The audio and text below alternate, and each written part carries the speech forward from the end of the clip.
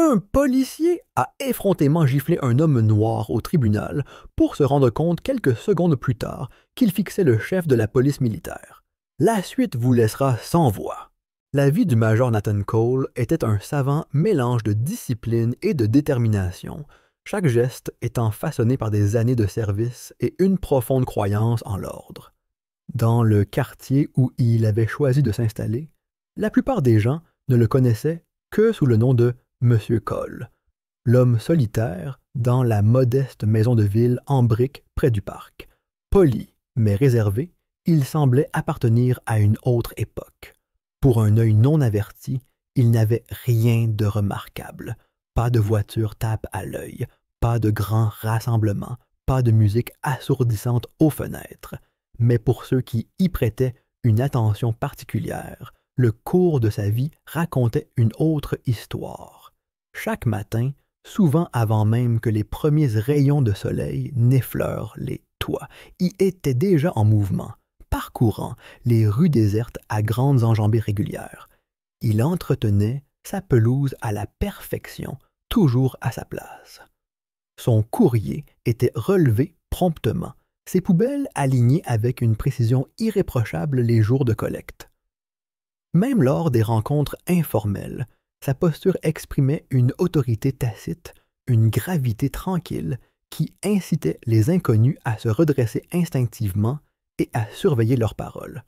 À 42 ans, Nathan portait son âge comme un uniforme bien repassé, mesuré, imperturbable et sans geste inutile. Il était rentré en ville seulement 3 mois plus tôt, déclarant à quiconque le demandait qu'il était entre deux missions.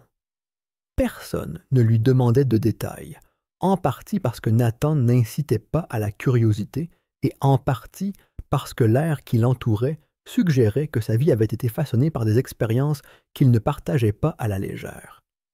Peu savaient que son histoire allait bien au-delà des rues tranquilles qu'il arpentait désormais. Nathan avait passé plus de 2 décennies au service de l'armée, gravissant les échelons avec un mélange de compétences, de sang-froid et d'une loyauté mise à l'épreuve dans certains des environnements les plus exigeants du monde. Dans son rôle le plus récent, il avait été en poste à l'étranger, coordonnant des opérations dont les détails ne seraient jamais rendus publics, des missions exigeant une discrétion absolue et aux conséquences susceptibles de bouleverser des régions que la plupart des civils ne pouvaient situer sur une carte. Pourtant, ici, dans cette ville, il n'était qu'un voisin parmi d'autres. Il transportait les courses des personnes âgées dont les mains tremblaient sous le poids des sacs. 2 fois par semaine, il faisait du bénévolat au centre communautaire, s'occupant d'adolescents en difficulté dont le tempérament débordait souvent de joie. Nathan ne leur faisait jamais de leçons directes sur la discipline ou la responsabilité. Au contraire, il en donnait l'exemple, en les enseignant par l'exemple. Ceux qui arrivaient agités repartaient souvent avec l'étrange constat qu'il les avait plus écoutés qu'ils n'avaient parlé. C'est par une matinée froide, de ces matinées où l'air était si vif qu'il lui coupait le souffle que le rythme de sa vie changea subitement. Nathan était sorti courir, son t-shirt thermique noir lui collant à cause de l'effort, sa respiration par à-coups, alors qu'il ralentissait près d'une petite épicerie, une étroite épicerie familiale qu'il avait croisée d'innombrables fois. Quelque chose attira son attention. Juste devant les portes vitrées, 2 policiers en uniforme tiraient un adolescent sur le trottoir. La veste du garçon était à moitié fermée, ses baskets raclaient le béton, tandis qu'il essayait de trouver son équilibre. Nathan le reconnut instantanément.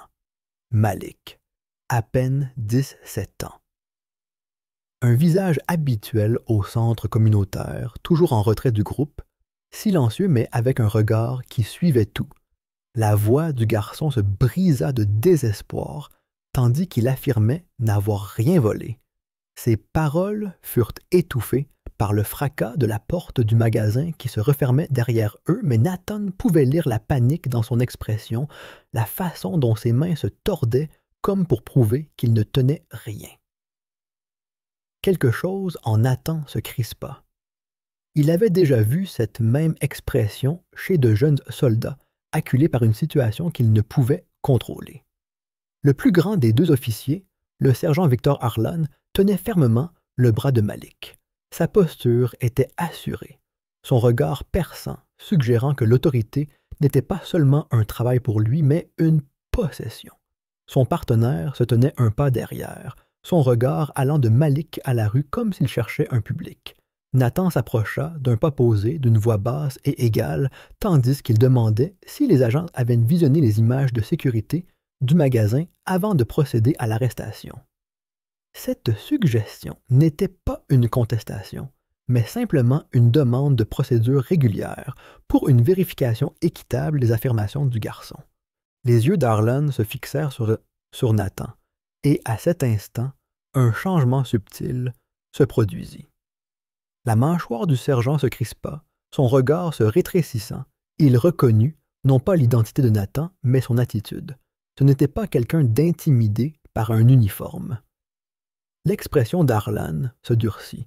Il ordonna à Nathan de rester en dehors de ça, ses mots résonnant avec le poids d'un congédiement et le ponctuèrent d'un coup de pouce en arrière. Le contact était contrôlé, mais délibéré. Nathan se stabilisa, son esprit pesant l'instant. Il aurait pu s'éloigner, laisser la situation se transformer en une autre injustice non résolue. Mais la vue de Malik, luttant encore pour s'expliquer, le bras tordu dans le dos, le contraignit à cette option. Nathan attrapa son téléphone avec l'intention d'enregistrer ce qui se passait, non pas pour provoquer, mais pour s'assurer que la vérité ne soit pas enterrée. Harlan réagit instantanément, faisant tomber l'appareil des mains de Nathan. L'appareil s'écrasa sur le trottoir, l'écran vacillant lorsqu'il atterrit face contre terre. L'air sembla alors changer de direction, la tension s'accroissant tandis que la scène attirait l'attention de deux passants, l'un d'eux ralentit, sortant un téléphone pour filmer. Le partenaire d'Harlan s'avança vivement, faisant signe aux témoins de s'éloigner. Le temps que des policiers supplémentaires arrivent, appelés par un bref appel radio, Malik avait été emmené sur le côté et Nathan se retrouva encerclé. Les questions furent rapides, les ordres sonnant encore plus rapides. En quelques instants, la situation s'était inversée. Nathan fut accusé d'entrave à la justice et de résistance à l'arrestation. Son explication calme fut ignorée, digérée par le ton formel de la lecture des droits et la morsure froide des menottes qui lui entouraient les poignets. Le chemin jusqu'à la voiture de patrouille qui l'attendait fut jalonné d'un silence, de ce genre qui serrait les oreilles. Le regard de Malik le suivit, les yeux écarquillés et incrédules, comme s'il assistait à une perte de vie. Nathan croisa brièvement le regard du garçon, les soutenant dans un échange silencieux qu'aucun des deux ne pouvait exprimer.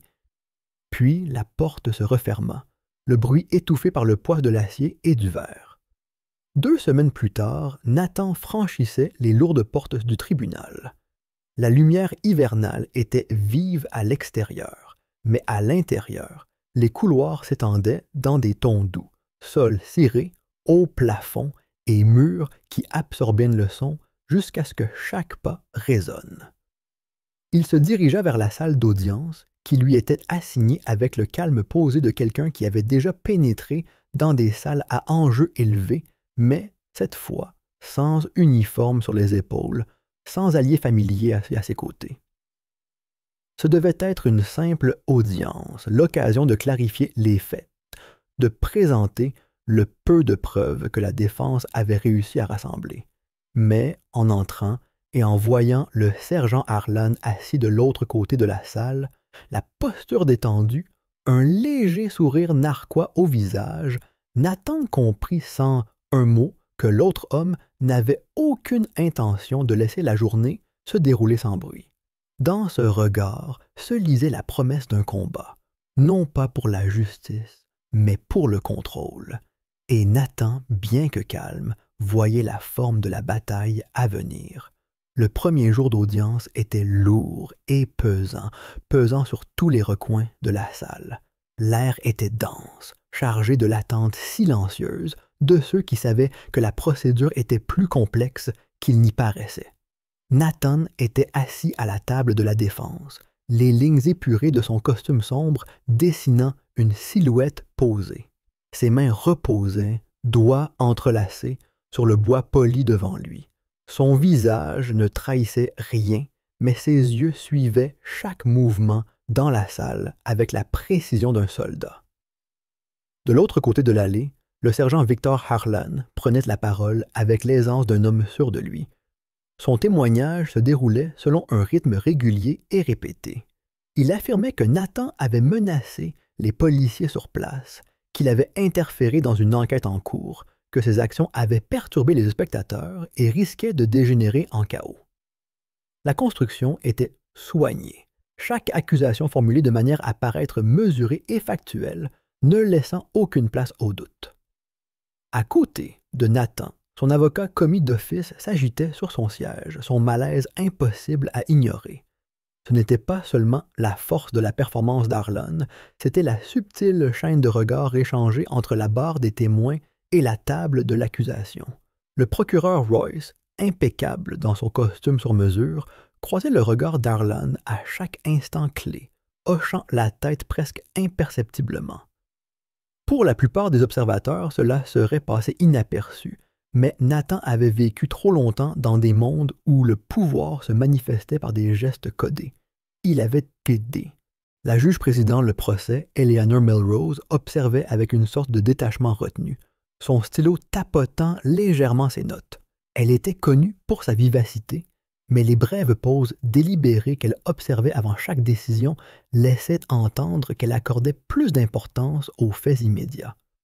Lorsque l'avocat de Nathan se leva enfin pour demander l'accès aux images de surveillance de l'épicerie, des images qui, Nathan le savait, pourraient démêler le faux témoignage, la salle d'audience se transforma. Tous les regards se tournèrent vers le tribunal.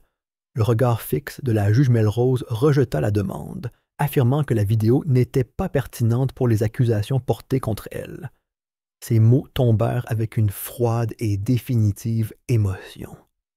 Nathan ressentit la décision comme le léger déclic d'une porte se verrouillant derrière lui. Sans ces images, la preuve la plus évidente de son innocence avait disparu, étouffée avant même d'être vue. Le souvenir d'un moment survenu 2 semaines plus tôt surgit spontanément, brisant le silence mesuré de la salle d'audience. Assis dans la pénombre de la cellule après son arrestation, Nathan était resté immobile, les yeux fermés, écoutant le lent ruissellement d'un tuyau fuyant quelque part au loin. Puis, des voix faibles avaient filtré par la bouche d'aération au-dessus d'un ton bas mais pressant. La voix d'Harlan était reconnaissable entre toutes, teintée d'irritation. Il racontait que le garçon, Malik, avait un oncle aux affaires internes, un homme qui poserait des problèmes si certaines preuves étaient révélées. Si les images du magasin étaient diffusées, que ce serait son badge qui serait en jeu. La seconde voix avait été plus basse, plus posée, le genre de voix habituée à donner des ordres sans hausser le ton. L'instruction était simple et ferme. Veillez à ce que cela ne se produise pas. Ce souvenir cadrait trop bien avec ce qui se passait maintenant. Il ne s'agissait pas seulement de Nathan. Son arrestation n'était qu'un élément d'un plan plus vaste, une manœuvre destinée à protéger non seulement Harlan, mais aussi le réseau d'influence qui l'entourait. Le déni des images au tribunal n'était pas une coïncidence. Il s'inscrivait dans la même démarche calculée, visant à fermer toute porte à la vérité. L'audience du matin se poursuivait, les heures s'étirant dans une lente et inexorable marche. Le regard de Nathan restait fixe, mais il percevait le flot silencieux de stratégie et de contre-stratégie sous la surface. L'accusation avançait avec assurance. La défense vacillait sous le poids d'outils limités, et les décisions du juge maintenaient la situation en équilibre de manière subtile et décisive. Lorsque la suspension d'audience fut appelée, la tension dans la salle passa d'une retenue formelle à une tension plus vive. Les avocats se rassemblèrent près des bancs, parlant à voix basse. Les spectateurs se penchèrent les uns vers les autres, murmurant leurs impressions. Nathan resta assis, les mains jointes, la respiration mesurée. Des pas se rapprochèrent, lourds, posés. Harlan passa devant la table de la défense. Nathan sentit le regard de l'homme sur lui avant de tourner la tête. Leur échange fut muet mais chargé, une reconnaissance tacite des limites qui les séparaient. Et puis, ce fut le cas. D'un mouvement imprévu, la main d'Harlan se leva et frappa le visage de Nathan d'un coup sec qui coupa le bruit ambiant de la salle. Le son résonna contre les hauts murs, provoquant des halètements dans la galerie. Le coup fut rapide, mais sa force n'était pas impulsive. C'était le genre d'action qui véhiculait à la fois une animosité personnelle et la conviction de son impunité. Le choc se propagea. Un adjoint s'avança, la démarche pressante, tandis que les murmures des spectateurs se transformaient en un flot de voix dispersées. La tête de Nathan avait légèrement tourné sous l'impact, mais il ne broncha pas plus longtemps. Lentement, avec une précision délibérée, il se redressa de toute sa hauteur. Son expression était calme, presque troublante, telle une barrière d'acier se mettant en place. La force tranquille de sa posture attira une soudaine prise de conscience collective dans la foule, comme si quelque chose chez l'homme devant eux avait changé d'échelle. Et puis, les murmures commencèrent.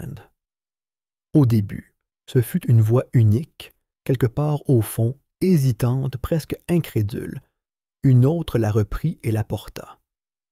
En quelques instants, les mots se transformèrent en une onde qui parcourut la galerie bondée, gagnant en force à chaque répétition. C'était le chef de la police militaire. Le sens lui parvint avec le poids de la révélation. Ceux qui n'avaient vu en Nathan que l'accusé en costume le voyaient désormais différemment, leurs yeux scrutant sa posture, son sang-froid, son autorité qui avaient toujours été là, mais sans nom. La main d'Harlan, toujours à moitié levée, comme prise entre l'instinct et la retraite, se figea en plein vol. Son visage se vida de ses couleurs, la confiance qu'il avait portée toute la matinée, s'effritant en un instant. La salle retint son souffle, suspendu entre ce qui venait de se passer et ce que cela signifiait maintenant. La révélation frappa la salle comme un changement soudain de pression, transformant l'atmosphère en un instant, là où, quelques instants auparavant, Nathan n'avait été présenté que comme un simple civil ayant outrepassé ses responsabilités. Il se révélait désormais comme quelqu'un occupant une position bien différente, une position dotée d'autorité, de formation et d'influence. L'étiquette de fauteur de troubles ne lui convenait plus, et cette reconnaissance déstabilisa ceux qui étaient convaincus du récit qu'il construisait. Les murmures s'étaient transformés en un silence tendu, mais le poids de ce qui avait été dit persistait dans l'air, modifiant la façon dont les yeux suivaient ses mouvements. Les huissiers postés le long du mur se redressèrent un peu. Les spectateurs, qui n'y avaient guère prêté attention auparavant, l'observaient maintenant avec un intérêt accru. Ceux qui étaient alignés contre lui s'agitèrent sur leur siège, leur assurance tempérée par la certitude que l'homme en face d'eux ne pourrait pas être congédié aussi facilement qu'ils l'avaient cru. La juge Melrose, qui avait gardé son sang-froid toute la matinée, ordonna un bref ajournement. Son ton était vif, mais son regard était moins fixe qu'auparavant. Alors que le marteau frappait et que la salle se transformait en conversation discrète, Nathan remarqua l'énergie soudaine à la table de l'accusation. Le procureur Royce se penchait pour parler par à-coups à un assistant, l'air crispé. Son téléphone était en main avant même la fin de l'échange, et en quelques secondes, il était sorti par la porte latérale, le panneau se refermant derrière lui. Le regard de Nathan ne le suivit qu'un instant avant de balayer le reste de la salle. Harlan n'avait pas beaucoup bougé, mais son sang-froid était fissuré, la mâchoire serrée, ses yeux évitant Nathan du regard. Les 15 minutes qui suivirent furent mesurées mais chargées.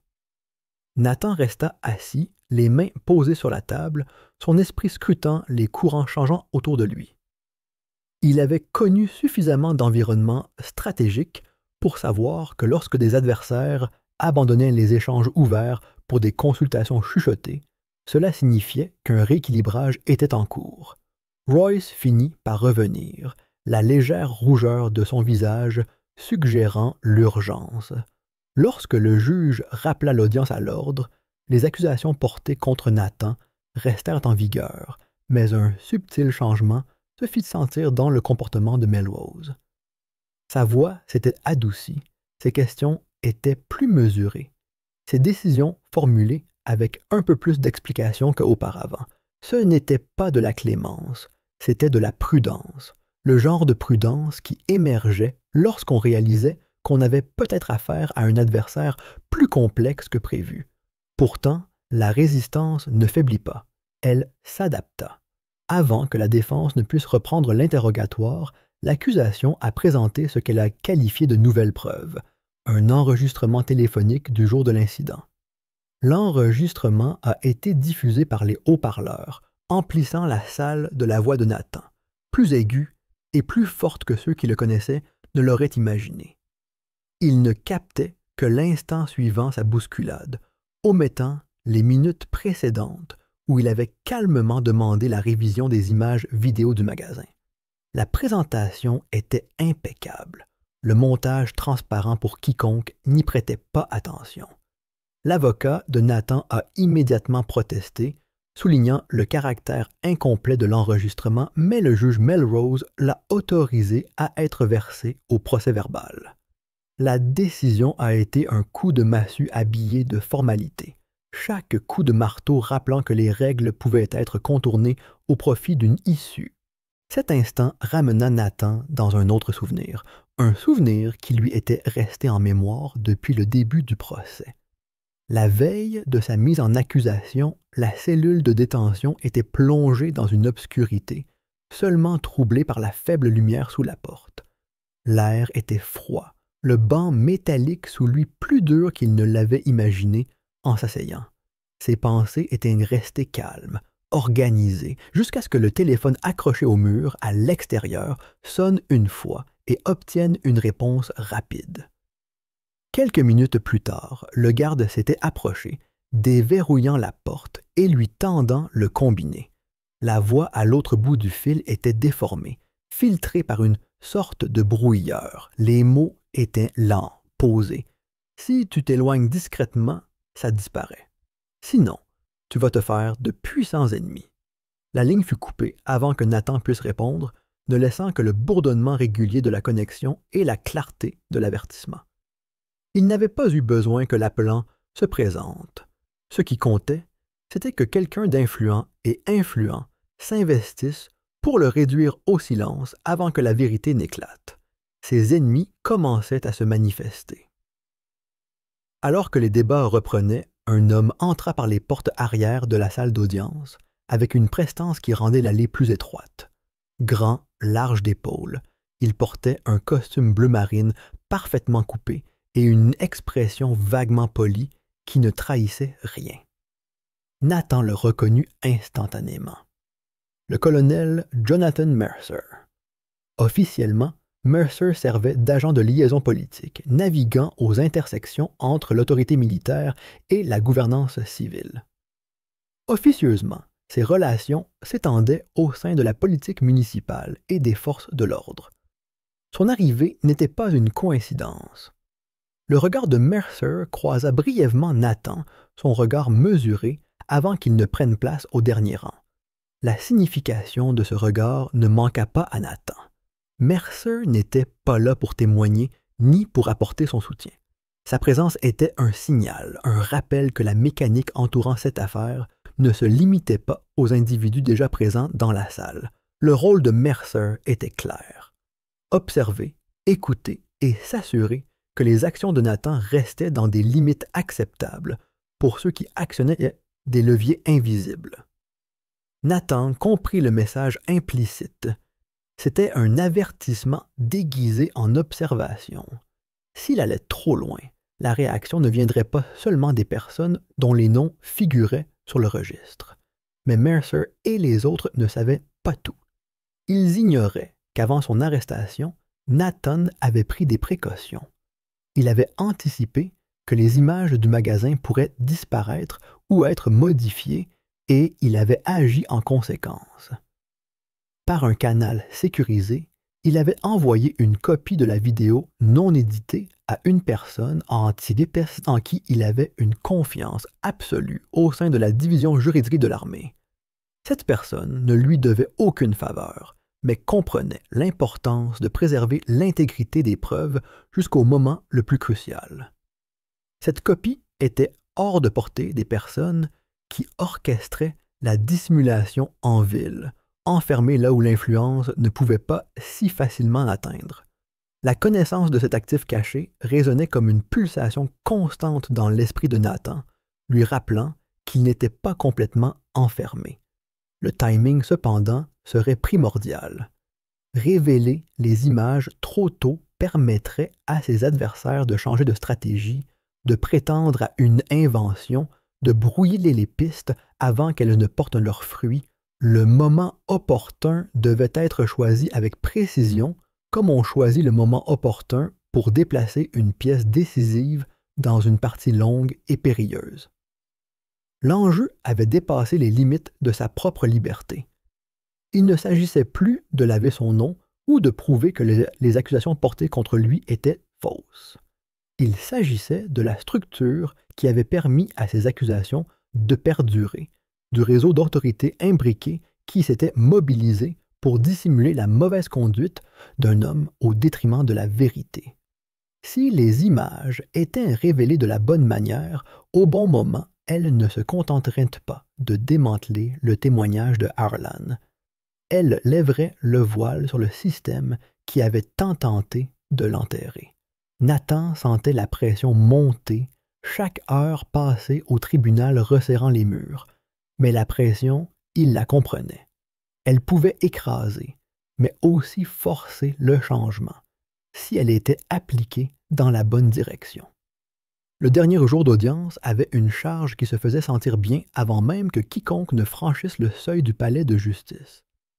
Les marches du palais de justice étaient devenues un point de rassemblement pour les voix exigeant des comptes, leurs pancartes brandies haut dans le ciel pâle d'hiver. Certains lisaient une justice pour. Le dernier jour d'audience avait une charge qui se faisait sentir bien avant même que quiconque ne franchisse le seuil du bâtiment. Les marches du palais de justice étaient devenues un point de rassemblement pour les voix exigeant des comptes, leurs pancartes brandies haut dans le ciel pâle d'hiver. Certains lisaient « Justice pour Cole », d'autres arboraient le slogan plus cinglant « Personne au-dessus des lois ». La foule s'étendait le long du pâté de maisons, un mélange d'habitants, de militants et de curieux attirés par les gros titres. La presse était arrivée en force, flash aux caméras et micros pointés vers l'avant, leur présence accentuée par la révélation du véritable rang de Nathan. Ce seul fait avait modifié l'opinion publique presque du jour au lendemain, transformant ce qui avait été perçu par beaucoup comme un conflit local en quelque chose de bien plus grave. Le bruit extérieur se répercutait faiblement dans les couloirs marbrés du palais de justice. À l'intérieur, l'air était lourd de savoir que la procédure avait atteint son point final. Nathan entra dans la salle d'audience du même pas mesuré qu'il avait fait chaque jour d'audience. Mais il y avait une subtile différence dans la façon dont les gens le regardaient maintenant. Là où régnait autrefois l'incertitude, régnait désormais un respect circonspect. Même les adversaires semblaient éviter de croiser son regard trop longtemps. Il prit place à la table de la défense, l'air calme, le regard fixé sur l'avenir. Le visage de son avocat exprimait une détermination tranquille, l'expression de quelqu'un qui réserve une dernière occasion. Alors que l'audience matinale commençait, la défense ne perdit pas de temps. D'une voix claire et posée, l'avocat de Nathan invoqua une disposition rarement citée, la loi sur la coopération militaro-civile, demandant l'autorisation de verser au dossier des preuves à décharge classifiées. Les mots restèrent en suspens un instant, leur sens s'imprégnant peu à peu. Le regard de la juge Melrose se porta non pas sur l'accusation, mais vers le fond de la salle où le colonel Mercer était assis, les mains jointes, le visage indéchiffrable. L'hésitation de la juge fut brève mais révélatrice. Elle connaissait l'importance de la demande et les regards qui seraient braqués sur elle si elle l'autorisait. Mais la loi, en l'occurrence, ne laissait aucune latitude. Sa décision fut prise d'un petit hochement de tête délibéré. Les lumières de la salle d'audience s'éteignirent légèrement tandis que le grand écran s'allumait. La vidéo commença sans fioriture, son horodatage granuleux marquant le moment à l'épicerie. On y voyait Nathan s'approcher calmement, la voix posée alors qu'il demandait à visionner les images de sécurité du magasin. Aucune agressivité, aucune provocation, seulement une insistance discrète sur l'équité. Puis, la scène se transforma en Harlan s'avançant, repoussant Nathan, ses mouvements brusques et spontanés. L'impact du moment s'accentua à mesure que l'enregistrement se poursuivait, capturant les yeux écarquillés et effrayés de Malik tandis qu'on le tirait vers la sortie. La crudité de l'image était plus éloquente que n'importe quel contre-interrogatoire. Un frémissement de réaction parcourut la galerie. Des halètements, des voix chuchotées, le son d'une expiration brusque comme si elle avait retenu sa respiration. Même parmi la presse, dont les caméras furent momentanément oubliées, un silence s'installa, la gravité des preuves perturbant le détachement méticuleux de leur travail. Du côté de l'accusation, le procureur Royce serra les mâchoires, le regard rivé sur l'écran comme si ce simple fait pouvait le transformer en autre chose. Harlan resta figé, son assurance passée remplacée par la posture raide de quelqu'un se préparant à l'impact. Le marteau du juge Melrose frappa une fois, le son sec rétablissant l'ordre dans la salle. Sa voix était claire. Lorsqu'elle annonça la décision du tribunal, toutes les charges contre le major Nathan Cole étaient abandonnées. Le phrasé était précis, le débit assuré, mais le changement de ton par rapport au premier jour était indéniable. Il ne s'agissait plus de gérer une affaire. Il s'agissait de la clore face à une vérité irréfutable. Nathan se leva de son siège, maîtrisant ses mouvements, le regard fixe lorsqu'il trouva Harlan. Dans ce silence, le bruit de la salle sembla s'estomper. Ses paroles résonnèrent dans la salle sans qu'il soit nécessaire d'en augmenter le volume. Il expliqua à Harlan que l'agression n'avait pas visé un homme seul, mais l'intégrité de l'insigne qu'il portait. Il ne le dit pas avec colère, mais avec la force d'un verdict qui dépassait les limites de la salle d'audience. Harlan ne répondit pas. Il n'y avait plus rien à dire. Les adjointes s'avancèrent, le guidant vers la sortie. L'homme qui était entré dans la salle d'audience, certain de son pouvoir, se déplaçait désormais sous le poids d'une carrière en ruine. Le bureau du procureur, dans une brève déclaration faite avant la fin de l'audience, annonça l'ouverture d'une enquête interne sur la gestion de l'affaire. Nathan savait pertinemment que cette démarche visait moins à découvrir la vérité qu'à redorer l'image d'un bureau pris dans l'embarras public. Pourtant, la déclaration fut enregistrée, et ce fut un début en soi. Alors que la salle d'audience se vidait, le bruit extérieur s'amplifia, les voix de la foule se brisant contre les marches du palais de justice comme des vagues. Lorsque Nathan émergea, la lumière du soleil frappa les boutons cirés de son manteau et la presse afflua. Les questions fusèrent, certaines acerbes, d'autres perçantes, d'autres simplement hurlées pour se faire entendre. Il ne ralentit pas le pas, mais choisit une seule question à laquelle répondre. Sa voix était égale lorsqu'il déclara que la justice n'était pas un don, mais une responsabilité qui appartenait à chacun et qu'il était du devoir de chacun de la protéger. Sa déclaration fut brève, mais elle porta ces mots captés par les microphones à proximité et traversant la foule. Le chemin qui descendait les marches du tribunal s'ouvrit pour lui, un étroit passage à travers la presse, les manifestants et les curieux. Certains lui tendirent la main, d'autres hochèrent simplement la tête à son passage. Sa foulée était ininterrompue, son regard fixé sur l'avenir.